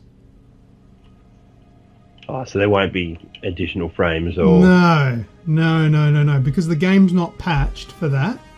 But what it will do is make the original intended specs work as intended. So you know how we get games that come out and they say that it's 30 frames? But you get dips and it gets a bit jaggy and stuff like that. Yeah, you might float between 27 and 32. Yeah, if that's not patched, that's how it will run on the Pro. Okay, but with boost mode, that will enable the console to play the optimized games at their originally intended specs just a little bit better. Does that make you feel better about it? More consistent. Yeah. Because it's really just taking advantage of the console that you've bought. It's not giving you something more than what you were promised before. Okay, well, this has been a learning experience. I've been dealt some... it was very conspicuous the way it's been written here, and I went and double-checked that it wasn't a crock of shit. Yeah. But yeah. Yeah, it just... I think they've misconstrued, because it's not... It's definitely... I did some research on this myself, because I have the Pro, and I've got the beta at the moment, so I was looking into that, and that's how it is perceived, and it is on the... it is a setting within the system settings, not game settings, because it's specifically there for games that aren't patched. Because the patched ones, they're already optimized, so boost mode's not going to do anything for them. Well, basically, his boost mode's patched, isn't it? That's right. But so essentially, from today going forward, boost mode is irrelevant, if that makes sense. Boost mode is a retro thing. Boost mode is there for games that came out at the start of the life of the PlayStation 4 that aren't getting updated because their developers have chosen for whatever reason not to. Oh, moved on. Yeah, they've moved on. Yeah, that's right. You know, so that's what boost mode is for. So boost mode is not for tomorrow's release. It's just a quote. Games that have a variable frame rate. No, I guess that's why I touched on it, because games that are capped, that they obviously can't go any higher. That's right. Or expected to go lower, but games that have a variable frame rate may benefit from a higher frame rate, and load times may be shorter in some games too. Yeah, because it's like a blanket fix. It's not It's not specifically made for any game. It's just a blanket thing saying, all right, for any games that aren't patched, we're going to give them boosts in graphical power, processing power. But what actually results, who knows? Because it's just going to be a blanket fix, something that you can turn on and turn off if it doesn't work for you. But yeah, it's by no means going to make any of the games any better. It's just going to make them run the way they probably should have when they were released. You fucking gave me the benefit of the doubt there and didn't say, you're wrong, motherfucker. You went, oh, they've misconstrued that information to you, Red. Let me feel that. That's the perfect delivery method for news this week. Well done. There you go. Alright, are we done with that one? Yeah, fucking off. Okie dokie, last bit of news there, Castlevania and Chill. So, we'll start with this name. His name is... That's a weird name. It is. Yeah. Adi Shankar from Frederator Networks, responsible for, drumroll please, Adventure Time. There we go. Now we know. You know Adventure Time, do you, Jake and Finn? I do. Yeah, so he's a main driving force behind a Castlevania TV show coming to Netflix this year. Lovely. Our Netflix? Well, you'd think so, yeah. We'll see. It doesn't. Yeah, well, we will. Oh. I reckon. Yes, I reckon. Anyway, this dude also worked on, remember the thing that went viral, YouTube, the Power Rangers short that was actually pretty violent and stuff like that. No. You don't remember that? It was about a 30-minute Power Rangers episode getting around YouTube. It was something you can look after the show then. And it was... I have to, yeah. It was like Mortal Kombat Legacy. Do you remember that? I do remember that. Yeah, I know that. Yeah, how it was pretty real and brutal. Yeah. Yeah, there's a Power Rangers one. No, I didn't know that. Oh, yeah, boy! Yeah, go check that out afterwards. It was actually pretty cool. Nick sitting back there, strubbing the top of his old fellow going, oh, I remember Red. Yeah. Nick Wood. Who's Nick? That's right. Oh. So, it's quoted to be, it's going to be a dark, satirical, and after a decade of propaganda, it will flip the vampire subgenre on its head. And I'm all for it. And they reckon it's going to be animated, not real live action. Yes, that's the word. Sounds good. So, yeah, it does. I'm all for it. I'm all for violent, animated, video game-related content, or comic book for that matter. I think that's how video games will make a better transition to the small screen. Yeah. Is via an animated, even if it's borderline anime and really violent, but still not movies. I think the last Castlevania game I played was on the Mega Drive. Yeah, me too. Me too, because they've had a couple, haven't they? Last gen? Yeah, the 3D ones and stuff. Yeah, never played them. Yeah, no, me neither. No, that's why this will appeal probably more to us. No, it's probably got more in common with the most recent games. Yeah, well. But we're only there for vampires and violence, so... That's it. Love it. Yeah. Alright, that's it for news? Yeah, so I'll stay on top of it, actually, to maintain... I'll give an update as soon as I hear whether it's going to be released in Australia also, but I suspect it will be. Yeah, awesome. I'll check it out. I've got to check out that Power Rangers one too. Yeah. Alright, let's go into What's That Sound?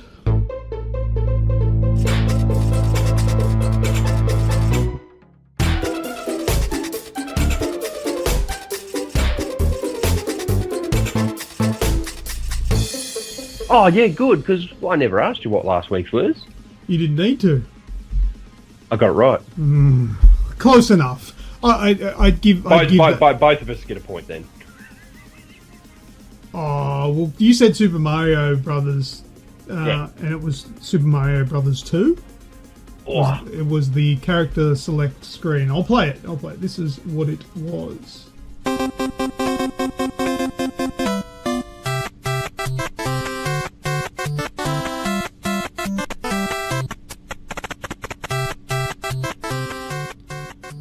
So yeah, you get the idea. That was the sound there, and that was Super Mario Brothers 2. So well done, Red. I don't know. Do you think I'm worthy of a point as well.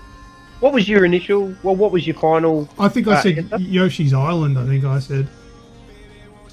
I'm happy. I'm happy with anything that was SNES related. Because well, I think it was on the NES. Actually. Yeah, or Nintendo related. Yeah, because I think take a point. If you're going to give me one, give yourself one. Okay, I think I bleeped out both our answers because they were mine was very close as well. So people might not have known what I said, but yeah, I said Yoshi's Island and you said Super Mario Bros. So you want me to have a point? Yeah, go on. I wasn't exactly right. Yeah, but yeah, all good. All right, well, a very fair review. I will keep that in mind for the future. Super Mario Brothers 2. The other people that got it close enough was Martin Creamers and Bobcat. Well done, boys. All right, so it's time to listen to this week's What's That Sound? Got it from Reprimir as usual. And the title of this one is What?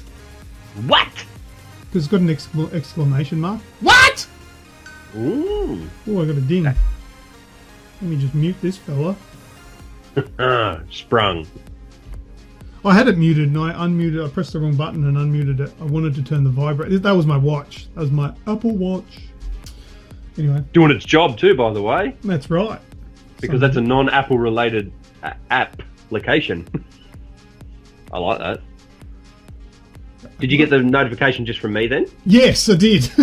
Yeah, that's not an Apple application. Well, that's cool. Because normally, I've gone off on a beaten path, but normally first-party products like that only work with first-party. Oh no, this application. No, this works with everything. That was Messenger. But anyway, let's not go. Yeah, sorry. Beaten path here. All right, so it's what? What is the sound? Let's have a listen to it. I've sent my right hand to dispose of you. Your right hand comes off? Oh, I know that voice. Those. Oh. I like that. I happen to know. Yeah, your right hand comes off. What? That's the tongue-in-cheek comment. Yeah, I have no idea. I'm gonna have another listen. I've sent my right hand to dispose of you. Your right hand comes off? Oh man, I know that. I know it. I know the I don't know the voice of the first voice. I know the second one. You got another one? Nah. I'm listening again. I've sent my right hand to dispose of you. Your right hand comes off?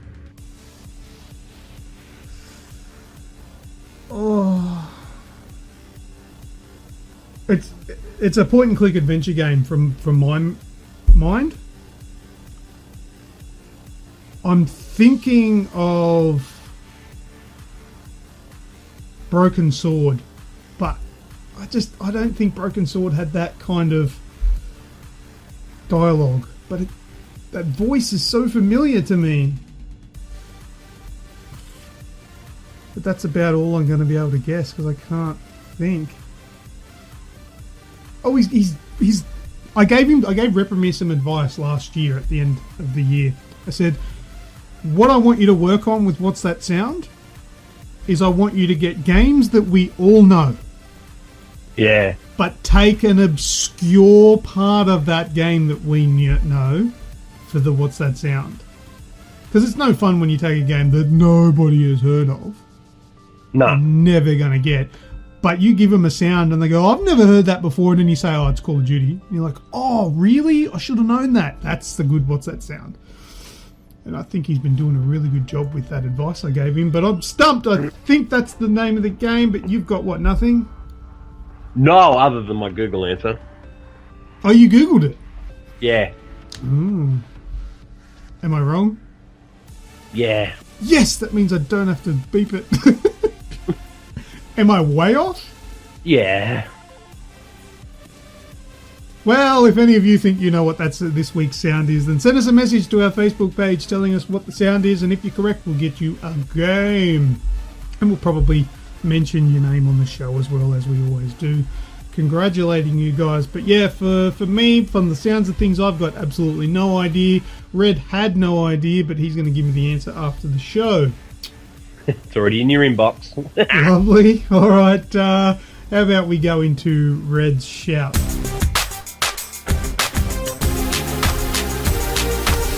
Yeah, let's just wrap it up and just say I'm very thankful for Rossmark, Russell Biggerstuff, Robert White, Joshua Dursbury, and who's going to be the lucky last? Because I'm doing this shit from the top of my head because a lot of you just get amongst it. Haven't heard so much from Brendan Brown, so that's not a shout for you, mate. Get fucking back in the game. Oh, well, no, that's just because he likes me better. He's been in my streams.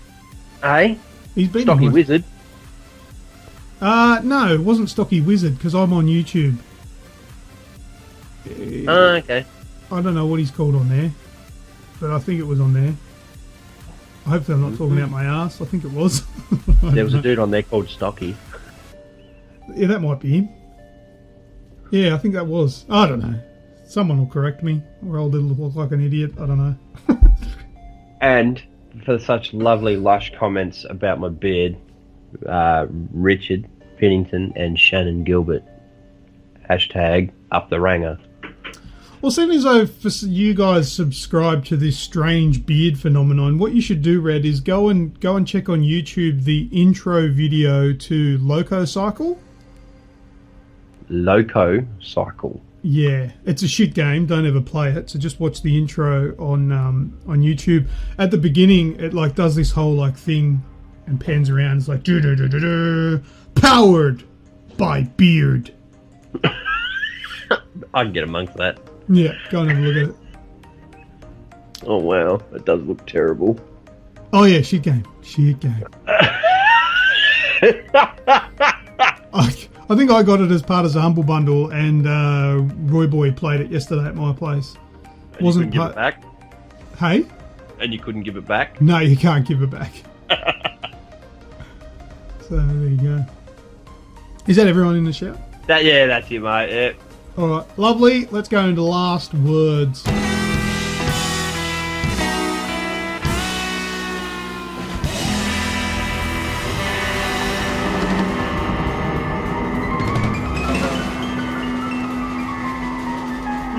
Got any last words, Red? Well, we did touch on the PS Plus games for February coming out just in February, so yeah, we should be expecting an announcement for the March ones very soon. Ha! Not! We might get the March announcement in April. Yeah, well. No, I think we covered a lot. We've given people the best part of 2 hours. Yeah, it's about 2 hour mark now, but yeah, it was quite short last week, so we are making up for it. Sorry about that. We just didn't have much to talk about. Well, we had probably too much to talk about with the break. Yeah. And now everything's just so fresh. It's because, what have we done this week? And it's fucking fair bit. We should even out next week. But what I wanted to talk to you in last words, Red, Age Live. When are we doing that again? Soon. I think there was the whole no strings attached, so we can just go BAM! Here we are. Yes, it was, but there've been people asking about it, man. I think people liked it. Oh, they're sick and twisted individuals, aren't they? I don't know. We're going to have to work out another time we can do it. And absolutely. It's definitely going to stay raw. It's not going to be another podcast. We don't have time to make it anything more than just, let's have a stream and that's it. Yeah. That's going to be the quality of it, is just the impromptu fucking... There you go, have that. Yeah. Because I've always wanted to get, ring people up and get them into the show, but it's something we can't really do too well for the podcast, because the podcast is pre-recorded at different times all the time. So it's too hard to organise people to be on that show. So that's what Age Live is all about. Something in the evening when we can, and we'll stream for about an hour and ring people and get your opinions. But look, if you want to be part of it, send us your contact details. Don't worry about doing it when we're live. Get your details to us. That way, if we see you in the stream and we have your contact details, we'll just give you a call and get you in on the chat. How cool would that be? It's like watching a game show and they ring up. Yeah. And all of a sudden you're watching something on Facebook and then it starts ringing. It's like, Mom, I'm on TV! But yeah, just Let's do a thing. Next time we do it, we want you to, when you answer the phone, we want you to say, I wake up with today.